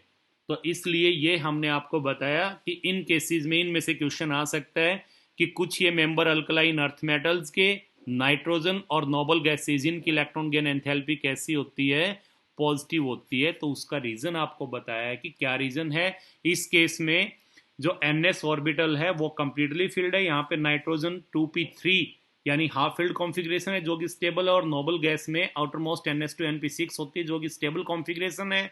और नोबल गैस में अगर इलेक्ट्रॉन ऐड करना चाह रहे तो आप देख रहे हैं कि ये एक्स्ट्रा इलेक्ट्रॉन कहाँ ऐड करेंगे, हायर एनर्जी लेवल में, और उसके लिए एनर्जी क्या करनी पड़ेगी, सप्लाई करनी पड़ेगी, एनर्जी रिक्वायर्ड होगी। और अगर एनर्जी रिक्वायर्ड होगी तो यहाँ जो एनायन बनेगा वो हाई एनर्जी का बनेगा, और इसकी एनर्जी ज्यादा होगी तो स्टेबिलिटी कम होगी, यानी ये अनस्टेबल होगा। इसलिए नोबल गैस जो होते हैं उनकी इलेक्ट्रॉन गेन एंथैल्पी क्या कहते हैं, पॉजिटिव होती है। और इसमें भी एक पर्टिकुलर ये भी ध्यान दें, फर्स्ट इलेक्ट्रॉन गेन एंथैल्पी, जैसे हम ये कह दें आपके पास ए है और इसके अंदर एक एक्स्ट्रा इलेक्ट्रॉन आपने ऐड किया, और यहां आपके पास बन गया ए मोनोवैलेंट एनायन बन गया, और यहां एनर्जी रिलीज हो गई, राइट। तो यानी इस केस में प्रोसेस कैसा है, एक्जोथर्मिक। फर्स्ट इलेक्ट्रॉन आप ऐड करते हैं, एक्जोथर्मिक है। लेकिन अगर इसमें भी आप सेकंड इलेक्ट्रॉन ऐड करेंगे, अगर यहां एक इलेक्ट्रॉन और ऐड करेंगे तो यहां एनर्जी रिक्वायर्ड हो जाएगी इसको ये बनाने के लिए। तो सेकंड में जो आएगी वो इलेक्ट्रॉन गेन एंथैल्पी क्या हो जाएगी, पॉजिटिव हो जाएगी, यानी प्रोसेस एंडोथर्मिक हो जाएगा। ये भी पर्टिकुलर ध्यान रखिए। रीजन, अब देखो यहां पर ए को आप ऑक्सीजन मान सकते हैं, तो ए नेगेटिव आपके पास क्या हो गया, ओ नेगेटिव, और A2 नेगेटिव आपके पास क्या हो गया, O2 नेगेटिव। तो यहां पर देखिए जब एक इलेक्ट्रॉन ऐड कर देंगे तो यहां एनायन बनेगा, और इस एनायन में अगर एक इलेक्ट्रॉन और ऐड करें, क्योंकि ये अब एनायन है, इस पे नेगेटिव चार्ज है, और इसमें नेगेटिवली चार्ज पार्टिकल इलेक्ट्रॉन ही ऐड कर रहे हैं, तो दोनों के बीच क्या हो जाएगा, रिपल्सन। तो इस रिपल्सन को ओवरकम करने के लिए हमें एनर्जी देनी पड़ेगी, एनर्जी सप्लाई करनी पड़ेगी। तो यहां पर ये हम कहेंगे फर्स्ट इलेक्ट्रॉन गेन एंथैल्पी है जो कि नेगेटिव है, लेकिन second electron gain enthalpy in case में भी क्या हो जाएगी, पॉजिटिव हो जाएगी। जैसे ऑक्सीजन का मैंने एग्जांपल आपको दिया है कि ऑक्सीजन के केस में अगर आप यहां पर देखते हैं, इसमें एक इलेक्ट्रॉन आप ऐड करें क्या बनाने के लिए, ओ नेगेटिव गैस ये बनाने के लिए, तो इस केस में जो इलेक्ट्रॉन गेन एंथैल्पी की वैल्यू आती है वो आती है तकरीबन 141 बताई थी आपको, और 200 बताई थी सल्फर की, 141 किलो जूल पर मोल होती है ये, और नेगेटिव साइन इंडिकेट कर रहा है एनर्जी रिलीज होगी। लेकिन अगर इसके अंदर हम एक और इलेक्ट्रॉन यहां ऐड करें क्या बनाने के लिए, O2 नेगेटिव गैस बनाने के लिए, तो इस केस में आपके पास जो इलेक्ट्रॉन गेन एंथैल्पी आएगी, यहां जो इलेक्ट्रॉन गेन एंथैल्पी आएगी वो पॉजिटिव आएगी। वो पॉजिटिव आ जाएगी और इसकी वैल्यू तकरीबन तकरीबन आपकी 750 के आसपास होती है, किलो जूल पर मोल इतनी होगी। तो सेकंड क्या हो गया प्रोसेस, एंडोथर्मिक। तो ये पर्टिकुलर ध्यान रखेंगे आप कि सेकंड इलेक्ट्रॉन गेन एंथैल्पी जो है उसमें प्रोसेस क्या हो जाएगा, एंडोर्जिक हो जाएगा, एंडोथर्मिक हो जाएगा। रीजन रीजन ये कि फर्स्ट इलेक्ट्रॉन एक्सेप्ट करने के बाद यहाँ क्या बन जाएगा, एनायन। और अब एनायन में एक और इलेक्ट्रॉन ऐड करेंगे तो ये भी नेगेटिवली चार्ज, ये भी नेगेटिवली चार्ज, दोनों में रिपल्सन होगा। और इस रिपल्सन को ओवरकम करने के लिए एनर्जी सप्लाई करनी पड़ेगी, इसलिए प्रोसेस क्या हो जाएगा, पॉजिटिव हो जाएगा। इंफिनिटी के अंदर की जो क्लोरीन है इसकी इलेक्ट्रोनेगेटिव इलेक्ट्रॉन गेन एंथैल्पी ज्यादा नेगेटिव। यहां मैंने क्या वर्ड यूज किया है उसको ध्यान से सुने। यहां मैंने कहा है ज्यादा negative electron gain enthalpy. Electron gain enthalpy जिसको डिनोट किया था हमने डेल EgH से। इलेक्ट्रॉन गेन एंथैल्पी ज्यादा नेगेटिव होने का क्या मतलब है, इलेक्ट्रॉन गेन एंथैल्पी ज्यादा नेगेटिव तो इसका मतलब इलेक्ट्रॉन एफिनिटी ज्यादा, इलेक्ट्रॉन एफिनिटी ज्यादा, ये ध्यान रखें। यानी इलेक्ट्रॉन को एक्सेप्ट करने की टेंडेंसी ज्यादा, इलेक्ट्रॉन गेन एंथैल्पी ज्यादा नेगेटिव। जैसे मैं ये कह दूं आपके पास कोई ए है, इसने इलेक्ट्रॉन लिया और ये कन्वर्ट हो गया ए नेगेटिव में, ऑब्वियसली गैसीय स्टेट में होगा।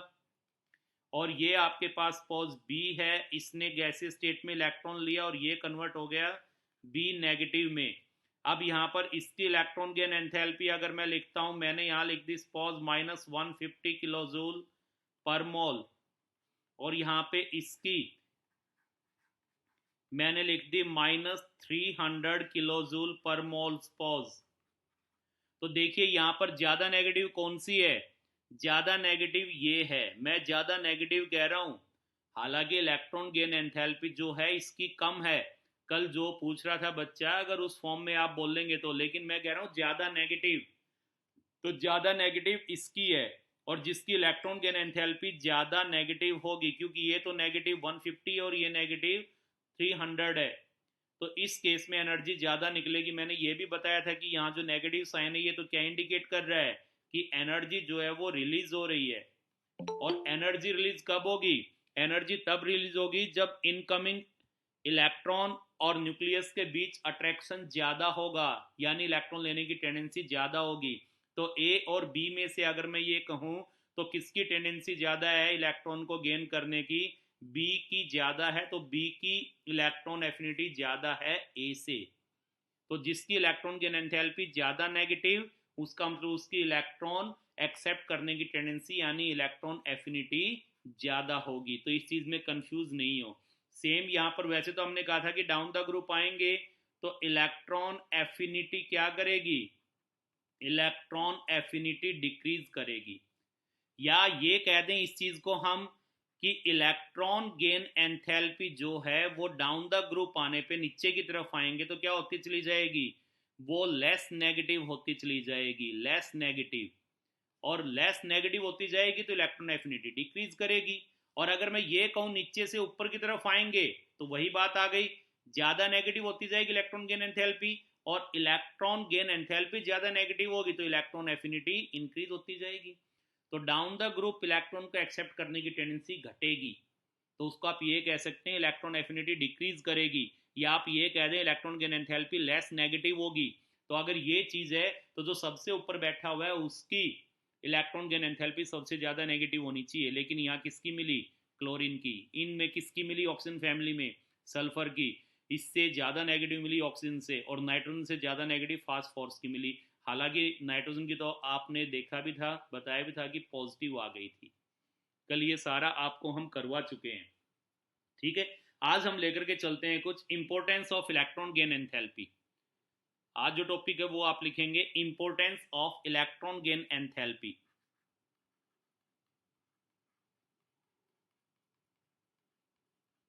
इंपॉर्टेंस लेंगे हम किसकी, इलेक्ट्रॉन गेन एंथैल्पी की, कि इलेक्ट्रॉन गेन एंथैल्पी की इंपॉर्टेंस क्या है। तो इसमें नोट करें बेटा, रफ पेन कॉपी अपने पास रखें आप फटाफट।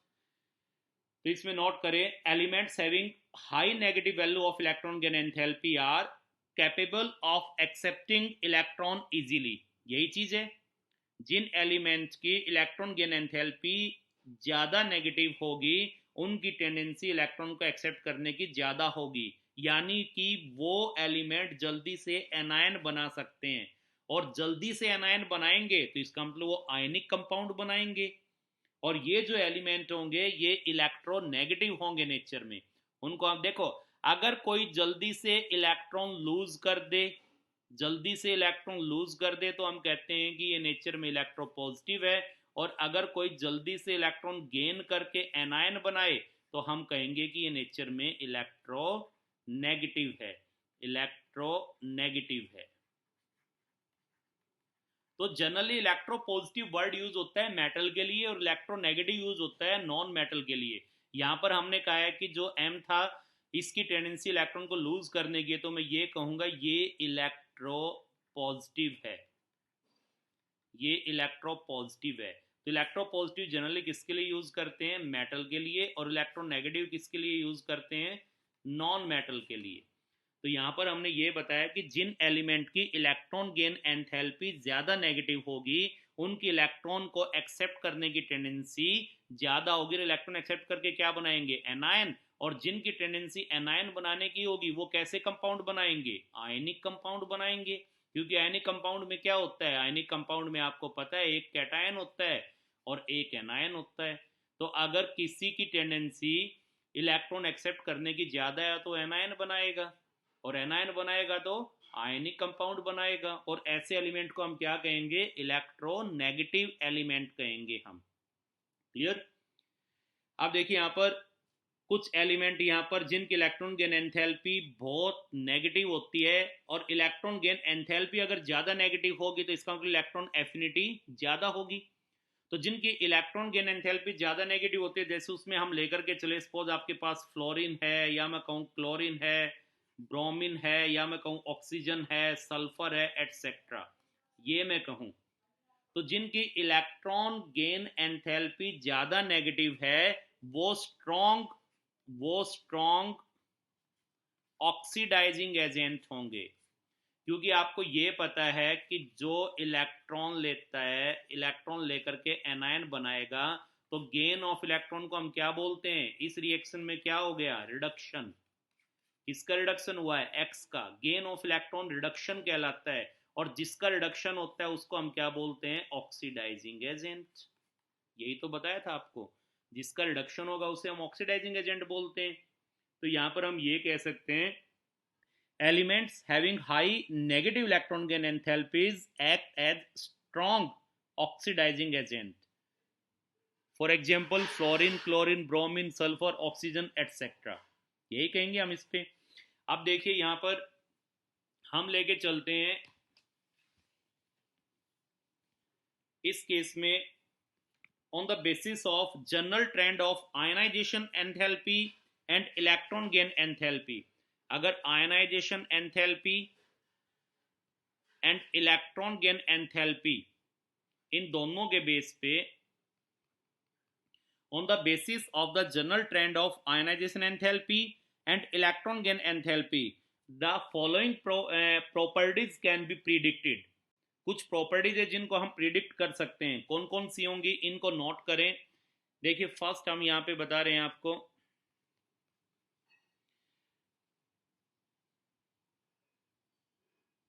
जो मेटालिक नेचर है, पहले हम लेके चलते हैं metallic and non metallic nature. Non metallic nature, तो जो मेटालिक नेचर है इसमें क्या होगा, मेटालिक नेचर जो होगा वो डिक्रीज करेगा पीरियड के अंदर, जबकि नॉन मेटालिक नेचर इंक्रीज करेगा। तो यहां पर अगर मैं लिख दूं मेटालिक, मेटालिक, और ये मैं आ गया डाउन द ग्रुप, इसका मतलब है हम डाउन द ग्रुप आ रहे हैं, तो ये क्या करेगा, इंक्रीजेस। और अगर मैं कहूं नॉन मेटालिक,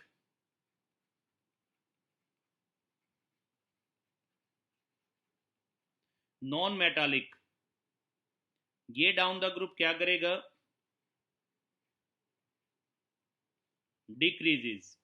क्योंकि आपको पता है डाउन द ग्रुप जाएंगे तो आयनाइजेशन एनर्जी डिक्रीज करेगी, और आयनाइजेशन एनर्जी डिक्रीज करेगी तो इलेक्ट्रॉन लूज करने की टेंडेंसी बढ़ेगी, और इलेक्ट्रॉन लूज करके क्या बनाएंगे, कैटायन, और कैटायन बनाएंगे तो मेटालिक कैरेक्टर इंक्रीज करेगा। और डाउन द ग्रुप जाते हैं तो एटॉमिक साइज बढ़ता है तो इलेक्ट्रॉन को एक्सेप्ट करने की टेंडेंसी घटती है, तो नॉन मेटालिक कैरेक्टर डिक्रीज करेगा। क्योंकि मेटालिक इंक्रीज तो नॉन मेटालिक डिक्रीज। कहाँ, डाउन द ग्रुप। ये एरो जो नीचे की तरफ दिखा रहा है इसका हम लोग कहाँ जा रहे हैं, हम डाउन द ग्रुप इन्हें इसके अंदर आ रहे हैं हम, डाउन द ग्रुप इसमें हम देख रहे हैं। तो डाउन द ग्रुप जो है इसके अंदर क्या करेगा, मेटालिक कैरेक्टर इंक्रीज करेगा और नॉन मेटालिक डिक्रीज करेगा। अब अगर हम जिक्र करते हैं पीरियड का, तो पीरियड में हम लेफ्ट टू राइट जाएंगे, तो चलो ये एरो दिखा देते हैं इस साइड, ये हम सपोज इस साइड जा रहे हैं लेफ्ट टू राइट। तो यहाँ पे अगर मैं जिक्र करता हूँ मेटालिक कैरेक्टर का, तो यहाँ मेटालिक कैरेक्टर क्या करेगा, लेफ्ट टू राइट डिक्रीज कर जाएगा,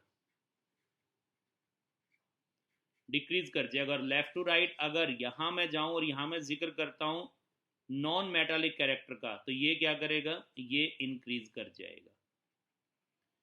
तो हम ये कह सकते हैं यहाँ पर कि ग्रुप के अंदर टॉप टू बॉटम अगर हम ग्रुप में जाते हैं तो मेटालिक कैरेक्टर इंक्रीज करेगा और नॉन मेटालिक डिक्रीज करेगा, जबकि left to right along a period, left to right एक पीरियड में जाएंगे तो मेटालिक कैरेक्टर क्या करेगा, डिक्रीज, और नॉन मेटालिक क्या करेगा, इंक्रीज।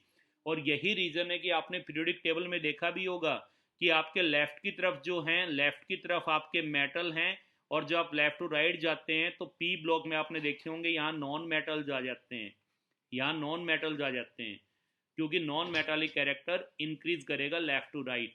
और उनमें भी आपने देखा होगा 13th ग्रुप में, जैसे देखा हो आपने, या आपने 14th ग्रुप में देखा हो कि जैसे आप यहाँ पे आते हैं 13th ग्रुप में boron, aluminium, gallium, indium, thallium, या आप इसमें आए कार्बन, सिलिकॉन, जिर्मेनियम, टीन, लेड, ये आपको पता है कि डाउन द ग्रुप आएंगे तो मेटालिक कैरेक्टर इंक्रीज कर रहा है। तो metallic character down the group increase करेगा जबकि नॉन मेटालिक डिक्रीज करेगा। और अगर हम पीरियड में कहें तो लेफ्ट टू राइट जाएंगे तो मेटालिक कैरेक्टर डिक्रीज करेगा और नॉन मेटालिक इंक्रीज करेगा। नेक्स्ट लेकर के चलते हैं इसमें property, reducing nature and oxidising nature. Next property लिखे second, reducing nature and oxidizing nature। इनमें क्या होगा, अब देखिए हमने आपको बताया कि ऑक्सीडेशन क्या होता है, ऑक्सीडेशन होता है लूज ऑफ इलेक्ट्रॉन, इलेक्ट्रॉन का लूज हो जाना, रिमूव हो जाना। जिस स्पीसीज का ऑक्सीडेशन होगा उसे क्या कहेंगे, रेड्यूसिंग एजेंट, और जिसका रिडक्शन होगा उसे क्या कहेंगे, ऑक्सीडाइजिंग एजेंट। और एक चीज और इसमें ध्यान रखें, एक फार्मूला आपको बताऊंगा बस उसी को आप थोड़ा ध्यान रख लें कि यहाँ पर रिडक्शन जो होगा उसका मतलब इलेक्ट्रॉन जो है वो गेन कर रहे हैं, और इलेक्ट्रॉन गेन कौन करेंगे, इलेक्ट्रॉन गेन कौन करेंगे, जिनकी इलेक्ट्रॉन गेन एंथैल्पी ज्यादा नेगेटिव होगी, यानी इलेक्ट्रॉन एफिनिटी ज्यादा होगी, और इलेक्ट्रॉन गेन एंथैल्पी ज्यादा नेगेटिव होगी। और इलेक्ट्रॉन लूज कौन करेंगे, जिनकी आयनाइजेशन एनर्जी कम होगी, यानी जो कम एनर्जी लेके जल्दी से इलेक्ट्रॉन लूज कर दे। तो ये आपको पता है कि टॉप टू बॉटम अगर हम आएंगे तो पहले यहां लेते हैं reducing nature, this is reducing nature. तो top to bottom reducing nature क्या होगा, रेड्यूसिंग नेचर किसका होता है, जिनका ऑक्सीडेशन होता है। ऑक्सीडेशन क्या होता है, जो इलेक्ट्रॉन लूज करते हैं। अब आपको पता है डाउन द ग्रुप अगर हम आएंगे एटॉमिक साइज बढ़ता है, आयनाइजेशन एनर्जी घटती है और इलेक्ट्रॉन को लूज करने की टेंडेंसी इंक्रीज करती जाती है। तो रेड्यूसिंग नेचर जो है वो डाउन द ग्रुप क्या कर जाएगा, इंक्रीज कर जाएगा, डाउन द ग्रुप जो है ये इंक्रीज करेगा। Excuse me sir. हाँ बेटा बोलो। सर आपकी वॉइस क्लियर नहीं आ रही। बेटा आपकी तरफ प्रॉब्लम होगी शायद, आप एक बार चेक करें क्योंकि और किसी की शिकायत नहीं आ रही है।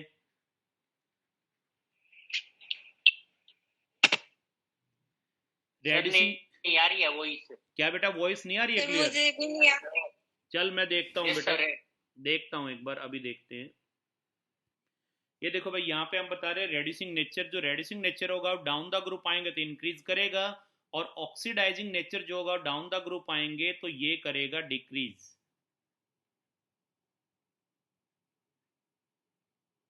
ये डिक्रीज करेगा। देखिए रेड्यूसिंग नेचर किसका होता है, जो इलेक्ट्रॉन लूज करते हैं, और down the group electron lose करने की टेंडेंसी बढ़ती है। और ऑक्सीडाइजिंग नेचर किसका होता है, जो इलेक्ट्रॉन ऑक्सीडाइजिंग नेचर का जिक्र करें तो ऑक्सीडाइजिंग नेचर क्या होता है, जो इलेक्ट्रॉन गेन करें, और down the group electron gain करने की टेंडेंसी क्या होती है, डिक्रीज। अब अगर लेफ्ट टू राइट हम जाएं पीरियड में, तो लेफ्ट टू राइट अगर हम जाएंगे तो यहां पर जो रेड्यूसिंग नेचर होगा, अगर टॉप टू बॉटम इंक्रीज कर रहा है तो लेफ्ट टू राइट क्या करेगा, डिक्रीज करेगा। और ऑक्सीडाइजिंग नेचर अगर टॉप टू बॉटम डिक्रीज कर रहा है तो oxidizing nature left to right क्या करेगा, इंक्रीज करेगा। लेफ्ट टू राइट ये इंक्रीज करेगा। तो ये आ गया reducing nature and oxidising nature. तो reducing nature top to bottom increase और left to right decrease, whereas oxidizing nature जो होगा वो क्या करेगा, वो टॉप टू बॉटम डिक्रीज करेगा और लेफ्ट टू राइट इंक्रीज करेगा। नेक्स्ट प्रॉपर्टी हम लेके चलते हैं, stability of metal and activity of metal. Stability of metal, stability and activity. Activity means reactivity, activity of metal. ये तो आपको पता ही है, जो स्टेबल होगा वो रिएक्टिव नहीं होगा, या मैं ये कहूं जो रिएक्टिव होगा उसकी स्टेबिलिटी कम होगी, यही होगा। अब मेटल का जिक्र कर रहे हैं तो आपको ये तो पता है कि अगर आप डाउन द ग्रुप आएंगे तो आयनाइजेशन एनर्जी क्या करेगी, डिक्रीज। आयनाइजेशन एनर्जी अगर डिक्रीज करेगी तो मेटालिक कैरेक्टर क्या करेगा, इंक्रीज। और मेटालिक कैरेक्टर इंक्रीज करेगा तो इसका मतलब स्टेबिलिटी क्या करेगी मेटल की, डिक्रीज। और उसकी रिएक्टिविटी क्या करेगी, इंक्रीज। क्या करेगी मेटल की, डिक्रीज। और उसकी रिएक्टिविटी क्या करेगी, इंक्रीज। यही तो है। डाउन द ग्रुप अगर हम आएंगे तो down the group ionisation energy क्या करेगी, डिक्रीज। क्यों डिक्रीज करती है, क्योंकि एटॉमिक साइज जो है वो आपका इंक्रीज कर रहा है। और आयनाइजेशन एनर्जी डिक्रीज करेगी तो मेटालिक नेचर क्या करेगा, इंक्रीज, यानी इलेक्ट्रोपॉजिटिव कैरेक्टर इंक्रीज, यानी इलेक्ट्रॉन लूज करने की टेंडेंसी इंक्रीज। और अगर इलेक्ट्रॉन लूज करने की टेंडेंसी इंक्रीज करेगी, इलेक्ट्रोपॉजिटिव मेटालिक कैरेक्टर इंक्रीज करेगा, तो इसका मतलब मेटल स्टेबल नहीं रहेगा, उसकी स्टेबिलिटी क्या करेगी, डिक्रीज। और रिएक्टिविटी क्या करेगी, इंक्रीज। तो हम कह सकते हैं कि अगर स्टेबिलिटी हम लेके चले मेटल की,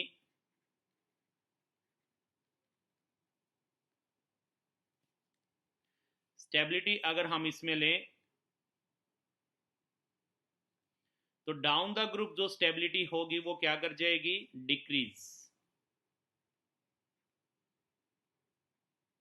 और डाउन द ग्रुप स्टेबिलिटी अगर डिक्रीज कर रही है तो ऑब्वियसली अगर एक्टिविटी में कहूं, एक्टिविटी ऑफ मेटल, वो डाउन द ग्रुप क्या कर जाएगी, इंक्रीज,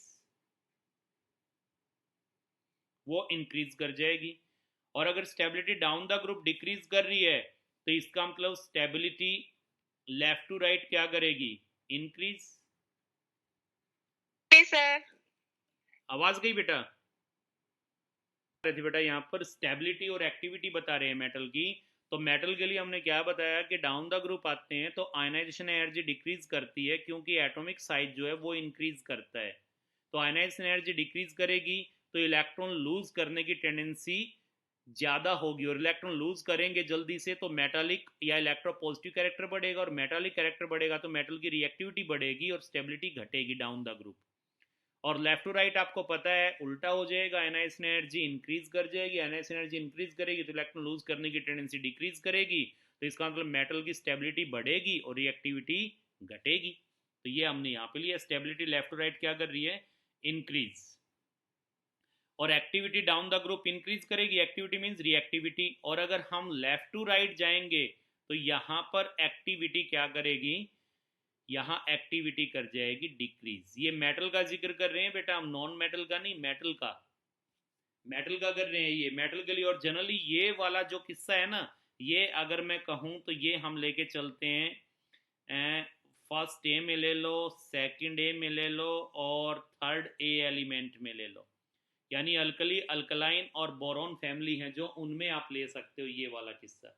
मेटल का हम जिक्र कर रहे हैं जनरली यहाँ पर। तो इस केस में ये यहाँ ऑब्जर्व आपको हो जाएगा कि मेटल की stability down the group decrease, stability decrease तो एक्टिविटी इंक्रीज।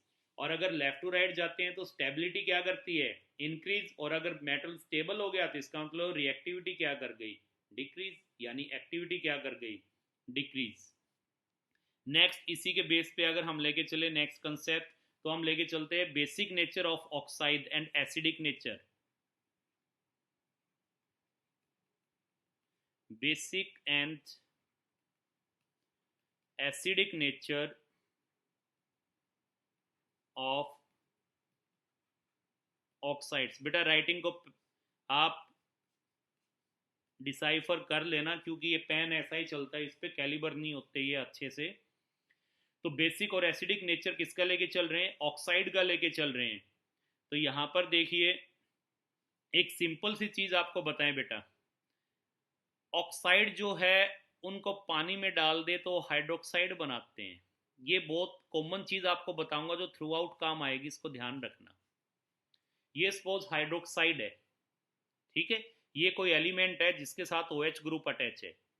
अब देखिए OH अगर साथ में हो, अगर ये वाला बॉन्ड टूटता है तो इसका नेचर कैसा हो जाएगा, एसिडिक। और अगर ये वाला बॉन्ड टूटता है तो इसका नेचर कैसा हो जाएगा, बेसिक। क्योंकि ये बॉन्ड टूटेगा तो OH निकलेगा और ये बॉन्ड टूटेगा तो H निकलेगा, यानी ये बॉन्ड टूटता है तो OH नेगेटिव और ये बॉन्ड टूटता है तो H पॉजिटिव। तो ये बॉन्ड टूटता है तो एसिडिक और ये बॉन्ड टूटता है तो बेसिक। अब ये बॉन्ड टूटे या ये टूटे, इसको डिसाइड कौन करेगा, ये डिसाइड करेगा, ये डिसाइड करेगा। अगर इसकी आयनाइजेशन एनर्जी कम है, अगर इसकी आयनाइजेशन एनर्जी कम है तो उस केस में आपका जो बॉन्ड ब्रेक होगा वो बॉन्ड ये वाला ब्रेक हो जाएगा बेटा, दिस वन। अगर आयनाइजेशन एनर्जी कम है तो ये बॉन्ड ब्रेक होगा, ठीक है। ये वाला मैंने बताया कि अगर आयनाइजेशन एनर्जी कम है तो ये वाला बॉन्ड ब्रेक हो जाएगा। और अगर इसकी आयनाइजेशन एनर्जी ज्यादा है, इसकी अगर आयनाइजेशन एनर्जी ज्यादा है, आयनाइजेशन एनर्जी अगर ज्यादा है तो ये वाला बॉन्ड ब्रेक होगा। यहां जो ये आपके पास एलिमेंट है इसके साथ ऑक्साइड हम लेके चल रहे, तो ऑक्साइड को पानी में डालने पे क्या बनता है, ऑब्वियसली यही बनते हैं। तो यहां पर अगर ये वाला बॉन्ड टूटता है तो ये एसिडिक होगा, ये बॉन्ड टूटता है तो ये बेसिक होगा। और ये वाला बॉन्ड कब टूटेगा, ये टूटेगा जब इसकी आयनाइजेशन एनर्जी कम हो। और ये बॉन्ड कब टूटेगा, जब इसकी आयनाइजेशन एनर्जी ज्यादा हो।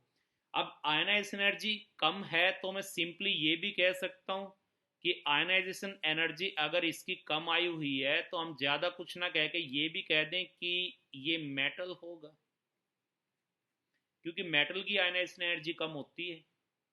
और इस केस में क्या होगा, इस केस में मैं ये कह सकता हूं कि यहाँ आयनाइजेशन एनर्जी ज्यादा है तो इसका मतलब ये क्या होगा, यहाँ ये नॉन मेटल होगा, ये नॉन मेटल होगा। तो ये फंडा बहुत इंपॉर्टेंट है, आगे तक आपके काम आएगा, इसको पर्टिकुलर ध्यान रखना ये वाले को, ठीक है। एक बार मेरे को फटाफट रिस्पॉन्स दो, ये जो अब तक बातें बताई है आपकी क्लियर। अब देखो यहाँ पर जैसे आप लिखते हैं बेटा, जैसे यहीं पे मैं आपको एक चीज लिख के दिखाऊं कि यहाँ मैंने लिख दिया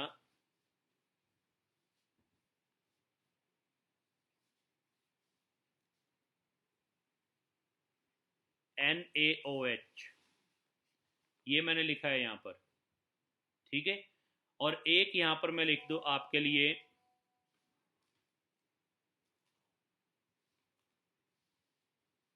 ये लिख दिया मैंने POS3, एक ये लिख दिया। अब देखो इसमें कुछ नहीं देखना, आपको ये पता है कि ये यहाँ पर क्या है, मेटल। मेटल है तो ये क्या देगा, OH नेगेटिव, और इसका नेचर कैसा होगा, बेसिक।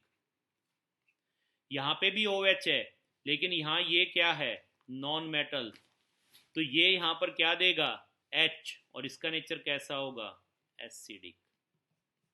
ये आपको मैंने फर्स्ट चैप्टर में भी करवाई थी कुछ चीज़ें बेटा, आपको अगर ध्यान हो तो ये फर्स्ट चैप्टर में भी चीज़ें आपकी करवाई थी मैंने। अगर आप लोगों ने फर्स्ट चैप्टर अटेंड किया हो तो वहाँ भी ये बातें मैंने बताई थी, फास्ट फोर्स, वहाँ भी ये बातें मैंने बताई थी फास्ट फोर्स के ऑक्सी एसिड के अंदर, उनकी वीडियो आपने देखी हो तो वहाँ बताया था। जैसे हम ये कह दें आपके पास, जैसे ये है C double bond O OH OH। यहाँ पे देखिए अब यही बॉन्ड आ गया जिसका मैं जिक्र कर रहा था, लेकिन ये आपके पास क्या है, ये आपके पास इसकी आयनाइजेशन एनर्जी ज़्यादा है, यानी ये आपके पास नॉन मेटल, और नॉन मेटल होगा तो ये बॉन्ड टूटेगा, ये बॉन्ड टूटेगा और ये बॉन्ड टूटेगा, तो इसका नेचर कैसा होगा, एसिडिक होगा, यही कहेंगे, तो इसका नेचर एसिडिक आ जाएगा। सही है।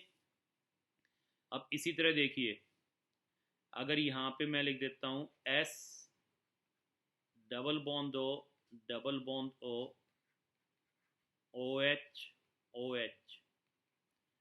अब यहाँ OH है, ये OH है, इससे अटैच है, ये क्या है, नॉन मेटल, आयनाइजेशन एनर्जी ज़्यादा होगी, ये बॉन्ड टूटेगा, और ये टूटेगा तो ये भी क्या होगा, एसिडिक। H2SO4 है, ये H2CO3 है, आपने पढ़ा हुआ है। सही है। अब ऑक्साइड का क्या होता है, सिंपली हम ऐसे ऑक्साइड जिनको पानी में डाल दें तो हाइड्रोक्साइड दे दें, यानी बेस दे दें, और जिनको पानी में डाल दें एसिड दे दें। अब जैसे आपके पास CO2 है, अगर आप CO2 को पानी में डालते हैं, सिंपली देखिए तो ये क्या बना रहा है, H2CO3, यही तो बना रहा है। आप SO2 को पानी में डाल दें, क्या बनाएगा, H2SO3, सल्फ्यूरस एसिड। आप SO3 को पानी में डाल लें, क्या बनाएगा, H2SO4। तो ये जो ऑक्साइड हैं, ये जैसे सल्फर का ऑक्साइड हो गया, सल्फर का ऑक्साइड हो गया, ये यहाँ पर कार्बन का ऑक्साइड हो गया, पानी में डालने पे क्या दे रहे हैं, एसिड दे रहे हैं आपको। अब जैसे SO3 है, इसको मैं क्या कह सकता हूँ, SO3 ये सल्फ्यूरिक एसिड है, इसमें से पानी निकाल दो तो SO3 बनेगा, तो इसको मैं क्या कह सकता हूँ, एनहाइड्राइड ऑफ सल्फ्यूरिक एसिड। इसको क्या कह सकता हूँ, एनहाइड्राइड ऑफ कार्बोनिक एसिड। इसको क्या कह सकता हूँ, एनहाइड्राइड ऑफ सल्फ्यूरस एसिड। ठीक है। तो अब सीधी सी बात है कि अगर मेटल होगा, मेटालिक कैरेक्टर बढ़ेगा तो बेसिक कैरेक्टर बढ़ेगा, और अगर मेटालिक कैरेक्टर घटेगा तो बेसिक कैरेक्टर घटेगा। तो उसी के बेस पे अगर हम कहें बेसिक नेचर का, अगर मैं जिक्र करता हूँ, बेसिक नेचर किसका, ऑक्साइड का हम पढ़ रहे हैं यहाँ पर, बेसिक नेचर ऑफ ऑक्साइड्स और acidic nature of oxides, acidic nature of oxides. तो अगर हम डाउन द ग्रुप जाएंगे तो आपको पता है डाउन द ग्रुप जाने से आयनाइजेशन एनर्जी डिक्रीज करेगी, और आयनाइजेशन एनर्जी डिक्रीज करेगी तो अभी आपको बताया था कौन सा बॉन्ड टूटेगा, अभी आपको पीछे हमने बताया था, ये देखिए आयनाइजेशन एनर्जी अगर कम होगी तो ये बॉन्ड टूटेगा, और ये बॉन्ड टूटेगा तो OH नेगेटिव देगा, तो यानी क्या बनेगा, बेसिक नेचर इंक्रीज करेगा। तो डाउन द ग्रुप जाने पे बेसिक नेचर क्या कर जाएगा, इंक्रीज कर जाएगा, ये ध्यान रखेंगे आप। और डाउन द ग्रुप जाने पे बेसिक नेचर अगर इंक्रीज करेगा तो एसिडिक क्या कर जाएगा, ऑब्वियसली डिक्रीज कर जाएगा, ये डिक्रीज करेगा। और अगर आप लेफ्ट टू राइट आते हैं तो लेफ्ट टू राइट आने पे क्या होगा, अगर लेफ्ट टू राइट आप आएंगे तो आयनाइजेशन एनर्जी इंक्रीज करती है, और आयनाइजेशन एनर्जी अगर इंक्रीज करेगी तो आप देख रहे हैं आयनाइजेशन एनर्जी ज़्यादा तो ये बॉन्ड टूटता है, और ये टूटेगा तो एसिडिक नेचर बढ़ेगा और बेसिक घटेगा। तो अगर आप इस साइड जाएंगे तो बेसिक नेचर जो है, बेसिक नेचर किसका, ऑक्साइड का ही, इस साइड बेसिक नेचर क्या कर जाएगा, डिक्रीज कर जाएगा, इस साइड ये डिक्रीज करेगा, और एसिडिक नेचर इस साइड क्या करेगा, अगर एसिडिक नेचर का जिक्र करें तो एसिडिक नेचर इस साइड क्या करेगा, इंक्रीज करेगा, ये इंक्रीज करेगा। और आपको पता भी है कि जब हम लेफ़्ट टू राइट जाते हैं, लेफ़्ट टू राइट हम जाएंगे तो हम कहाँ जा रहे हैं, मेटल से हम नॉन मेटल की तरफ जा रहे हैं। इनकी आयनाइजेशन एनर्जी कम होती है और इनकी आयनाइजेशन एनर्जी ज़्यादा होती है। तो यानी जब लेफ़्ट टू राइट हम जाएंगे तो सीधी सी बात है, हम बेसिक ऑक्साइड से और एसिडिक ऑक्साइड की तरफ जाएंगे, बेसिक से एसिडिक ऑक्साइड की तरफ जाएंगे। जैसे आप देखते हैं सोडियम हाइड्रोक्साइड, मैग्नीशियम हाइड्रोक्साइड वगैरह, इन सब का नेचर कैसा होता है, बेसिक। और जब इस साइड आप चले जाते हैं तो आप इस साइड देखते हैं कि जो इनके ऑक्सो, इनको ऑक्सो एसिड बोलते हैं, आगे करवाऊंगा ये टॉपिक इसी में कि ऑक्सो एसिड क्या है। जैसे अभी आपने एग्जांपल लिखी थी ना बेटा, ये यहाँ पर ये लिखा हो आपने, या आपने ये लिखा हो यहाँ पर, या ये लिखा हो, या यहाँ पर ये लिखा हो, ये सारे ऑक्सो एसिड होते हैं। तो ऑक्सो एसिड इसी चैप्टर में आगे बताएंगे आपको क्या होता है। तो ये कुछ प्रॉपर्टीज हैं जिनमें वेरिएशन आता है आयनाइजेशन एनर्जी और इलेक्ट्रॉन गेन एंथैल्पी की वजह से। क्वेश्चन एक बार फिर से सुने, क्या बताया हमने। जनरली हम ये कहते हैं कि इलेक्ट्रॉन एफिनिटी जो होती है वो लेफ्ट टू राइट जाएंगे तो इंक्रीज करती है, और डाउन द ग्रुप आएंगे तो डिक्रीज करती है। तो अगर ऐसा है तो सेकंड पीरियड में कार्बन से नाइट्रोजन पे अगर हम जाएं, लेफ्ट टू राइट जा रहे हैं, तो नाइट्रोजन की इलेक्ट्रॉन एफिनिटी ज़्यादा होनी चाहिए कार्बन से, लेकिन ऐसा नहीं है। कार्बन की ज़्यादा है नाइट्रोजन से, वाई। इसी तरह थर्ड पीरियड में सिलिकॉन से फास्ट फोर्स पे जाएंगे तो जनरल ट्रेंड तो ये है कि electron affinity left to right increase करती है और टॉप टू बॉटम डिक्रीज करती है। अगर ऐसा है तो फास्ट फोर्स की इलेक्ट्रॉन एफिनिटी ज़्यादा होनी चाहिए सिलिकॉन से, लेकिन ऐसा नहीं है। इनफैक्ट सिलिकॉन की इलेक्ट्रॉन एफिनिटी ज़्यादा है फास्ट फोर्स से। तो इसका क्या रीज़न है, why the electron affinity of silicon is greater than the electron affinity of fast force, and electron affinity of carbon is greater than that of nitrogen. तो एक बार chat box में आप reason बता दे। तो ये वाला भी अच्छा क्वेश्चन बनता है कि जब हम फर्स्ट ए से सेकंड ए पे जाते हैं ग्रुप में, यानी अल्कली मेटल से अल्कलाइन अर्थ मेटल पे जाते हैं, तो जनरल ट्रेंड तो ये कहता है कि electron affinity left to right क्या करती है, इंक्रीज।